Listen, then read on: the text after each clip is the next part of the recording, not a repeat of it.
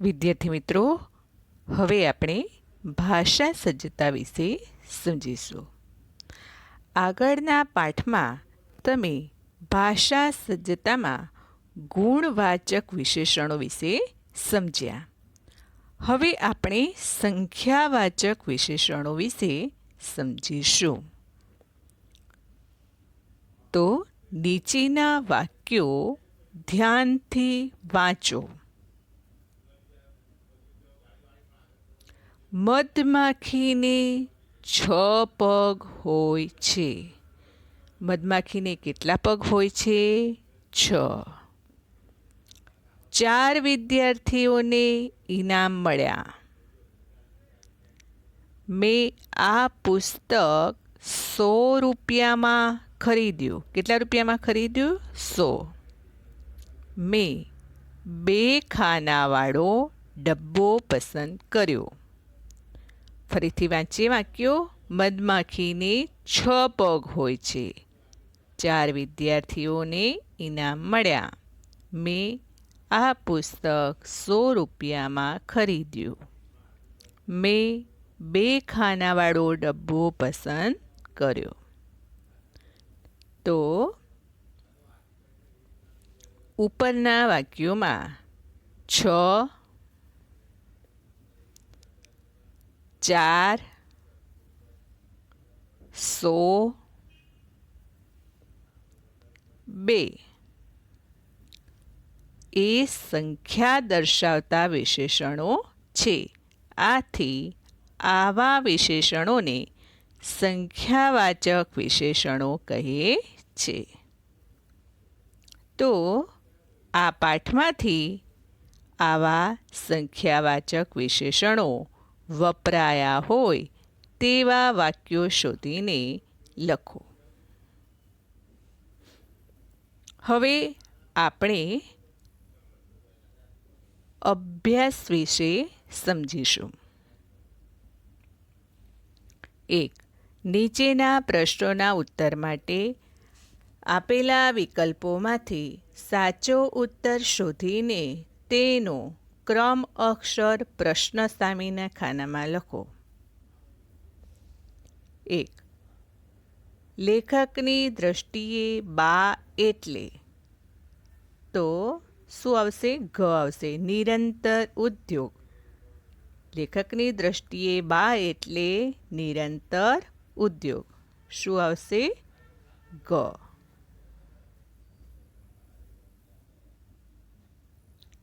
બીજું છે, બા વીતી ગયેલા દિવસોના રસ્તે ખાલી જગ્યા ઝડપથી નીકળી પણ જાય છે. એ વાક્યનો અર્થ છે, શું અર્થ છે? ખ આવશે. બા દુઃખને ભૂલી જાય છે.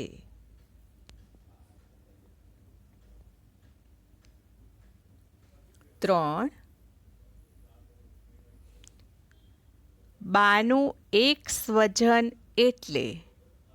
તો બાનું એક સ્વજન એટલે શું છે? ગ આવશે. વાળો. 4. બા ક્યારે વાળા વિના જુરાપો અનુભવે છે? ક્યારે અનુભવે છે? તો ગ આવશે. દીકરાને ઘેર જાય છે ત્યારે બા વાળા વિના જુરાપો અનુભવે છે. પ્રશ્ન નંબર 2. નીચેના પ્રશ્નોના ઉત્તર એક એક વાક્યમાં આપો. બા દેખાવે કેવા હતા? તો બા દેખાવે નીચી બેઠી દડીના અને મજબૂત બાંધાના હતા. 2. ભદ્ર કે નોકરિયાતો લીંબુ લેવા કેવા બહાના કાઢતા? તો ભદ્ર કે નોકરિયાતો લીંબુ લેવા એવા બહાના કાઢતા પેટમાં વીતે છે, તાવ આવે છે.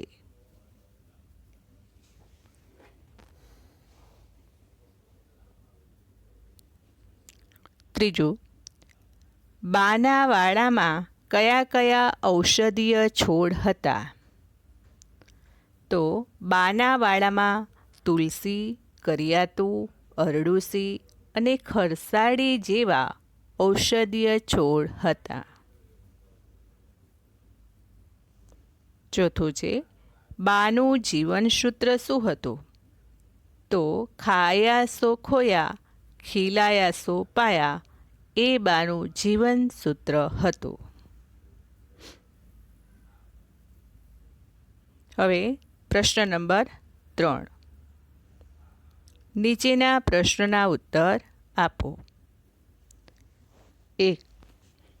પિતાજીની વાત નીકળતા લેખકની બા તરડાયેલા અવાજે શું કહેતા? તો પિતાજીની વાત નીકળતા લેખકની બા તરડાયેલા અવાજે કહેતા કે આ બધું તારા બાપા હોત અને નજરો નજર જોતા તો કેટલા ખુશ થાત.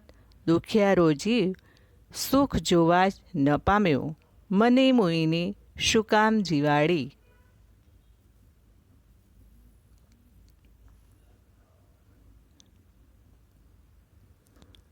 ત્રીજું છે, બા બહાર ગામ જાય ત્યારે તેમને વાડા અંગે શી ચિંતા રહેતી? તો બા બહાર ગામ જાય ત્યારે વાડા વિના એ જુરાપો અનુભવતા હતા. એમને વાડાની સતત ચિંતા થતી હતી. વાડામાં ભૂંડ બેસી ગયા હશે, વાંદરાએ વાડો ખેદાન મેદાન કરી નાખ્યો હશે, લોકોએ આડેધડ ફૂલો ચૂંટી લીધા હશે, કોઈ કાચા ને કાચા લીંબુ તોડી ગયું હશે. આવા વિચારોથી બા બેચેન થઈ જતા. તેઓ બહાર ગામથી પોતાના ઘરે આવીને જ જંપતા.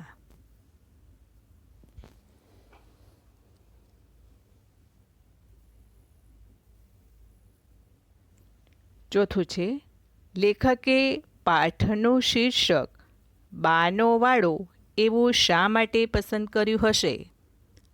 તો બાને પોતાનો વાડો ખૂબ જ પ્રિય હતો. તેમાં બાએ અનેક પ્રકારની ઔષધિઓ જાત જાતના ફૂલોના છોડ અને ફળના વૃક્ષો ઉગાડ્યા હતા. તે જીવની પેઠે વાડાનું જતન કરતી હતી. વાડા વિના તે જુરાપો અનુભવતી હતી. વાડાની દેખરેખ અને ઉછેરમાં જ તેના દિવસ રાત વીતતા હતા. વાડો એમના જીવનનું એક સ્વજન હતું. તેમણે વાડાને જેટલો પ્રેમ કર્યો હતો એટલા કદાચ એમના સંતાનોને નહોતો કર્યો. લેખકે બાના વાડા નિમિત્તે જીવનની કથા અને વ્યથા આલેખી છે. બાના જીવનની તમામ વાતોમાં વાડો કેન્દ્ર સ્થાને છે. માટે લેખકે આ પાઠને માટે બાનો વાડો એવું શીર્ષક પસંદ કર્યું છે.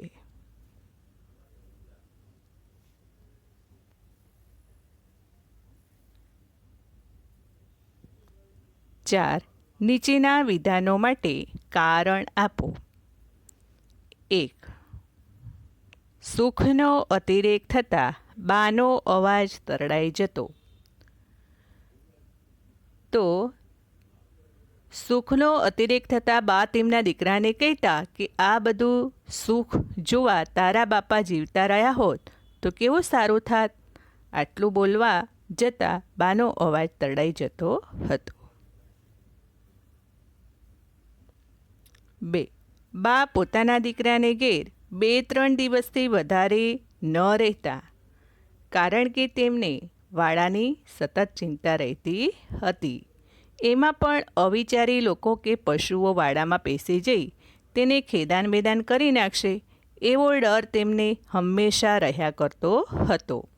આ ચિંતાને કારણે બા પોતાના દીકરાને ઘરે 2-3 દિવસથી વધારે રહી શકતા નહોતા. ત્રીજો છે,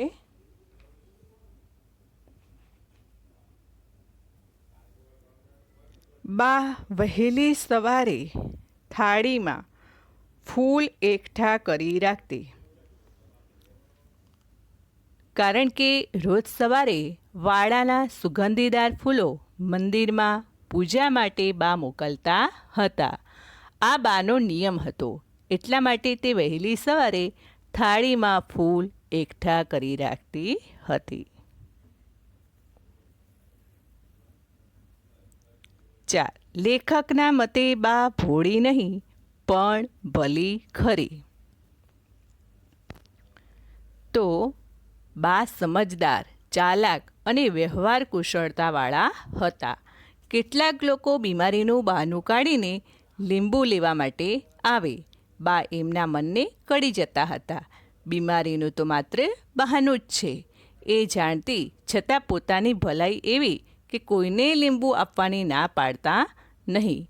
તેથી લેખકના મતે બા ભોળી નહીં પણ ભલી ખરી.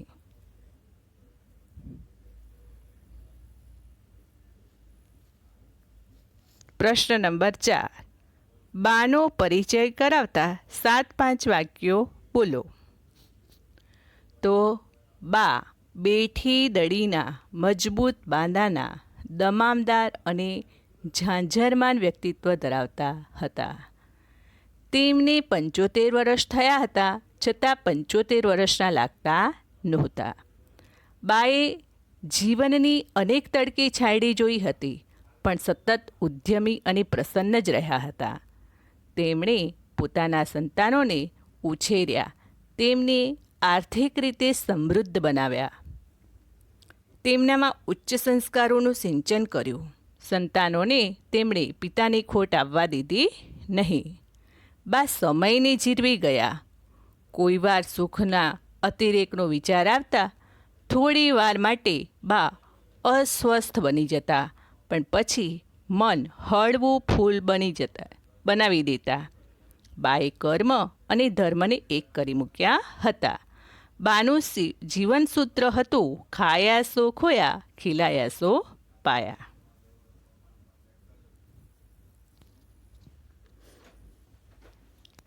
હવે 5મો પ્રશ્ન છે. નીચેના શબ્દોનો ઉપયોગ કરી વાક્ય બોલો. ઝાંઝરમાન. તો લેખકના બા ઝાંઝરમાન વ્યક્તિત્વ ધરાવનાર હતા. નિરંતર. તો નિરંતર ઉદ્યોગ એટલે બા.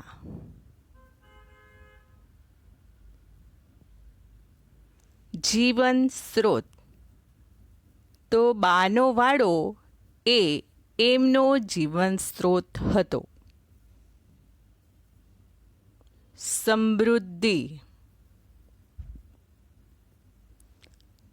તો આપણો દેશ સમૃદ્ધિવાન છે.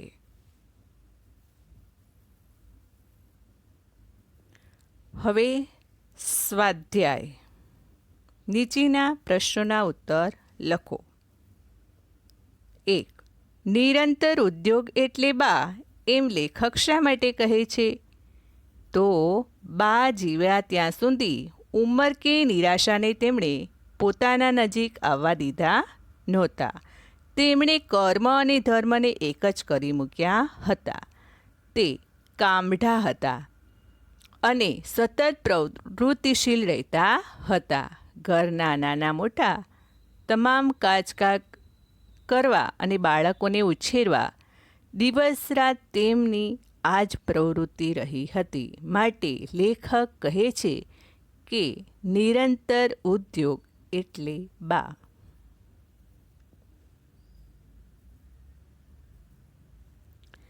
બીજું છે, બાએ કર્મ અને ધર્મ એક કરી મૂક્યા છે તેવું લેખક શા માટે કહે છે? તો બા અતીતની કેડી પર આવીને ક્ષણભર ઊભી રહીને ત્યાંથી આગળ નીકળી જાય છે. તે નિરંતર નવી કેડીની શોધમાં જ રહે છે. તે પોતાના જીવનને ક્ષણે ક્ષણનો હિસાબ પોતાના પાસેથી લે છે. કોઈ વાર ઉધડો પણ લે. બીજા કરે કે ન કરે એ પોતાનું કામ કરે જ જાય. આથી લેખક કહે છે કે બાએ કર્મ અને ધર્મ એક કરી મૂક્યા છે.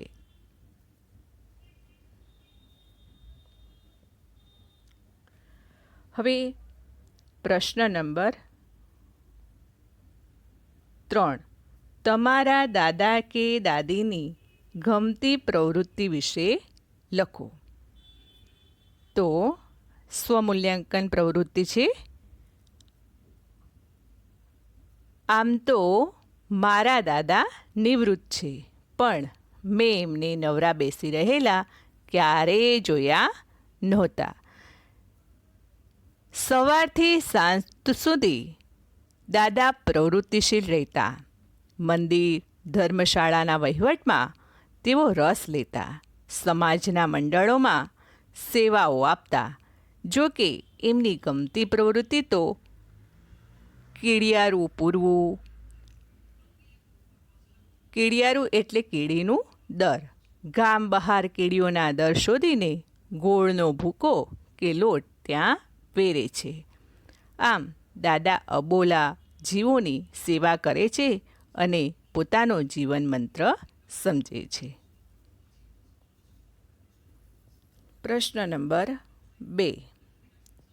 નીચે આપેલી પંક્તિનો વિચાર વિસ્તાર કરો.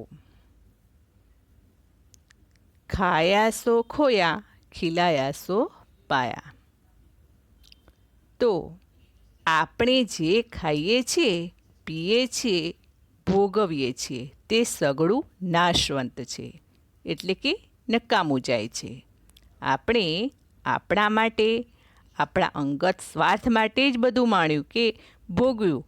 એમાં બીજાને શો લાભ થયો? મેળવવા કે પ્રાપ્ત કરવાનો ખરો માર્ગ ખર્ચવામાં કે ખવડાવવામાં છે. આપણે બીજાને સુખી કરીને બીજાની આંતરડી ઠારીએ અથવા આપણો કોળિયો બીજાને ખવડાવીએ તો જ આત્મસંતોષ થાય. આથી જ ઉમાશંકર જોશીએ લખ્યું છે કે રામનો આલ્યો બટકું રોટલો ખાધા ખરતા ખવડાવ્યો મીઠો લાગે છે.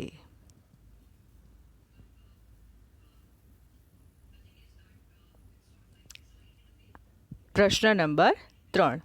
આ પાઠમાંથી ક્રિયાપદ વગરના વાક્યો શોધીને લખો.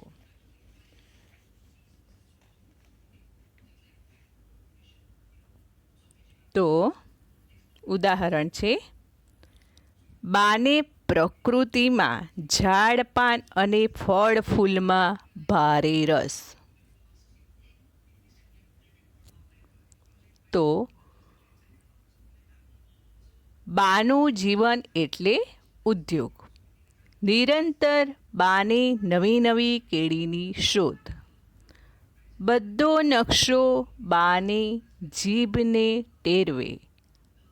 ચોથું વાક્ય, આપણે પામી શકીએ બાના અતીત અને વૈભવને. તો આ જે શબ્દો હતા એ વાક્યો ક્રિયાપદ વગરના હતા. હવે પ્રશ્ન નંબર 4. શબ્દની આગળ અ લગાડવાથી કેટલાક શબ્દો વિરુદ્ધાર્થી બને છે. તો ઉદાહરણ આપેલું છે. દાખલા તરીકે સ્વચ્છ તો અસ્વચ્છ.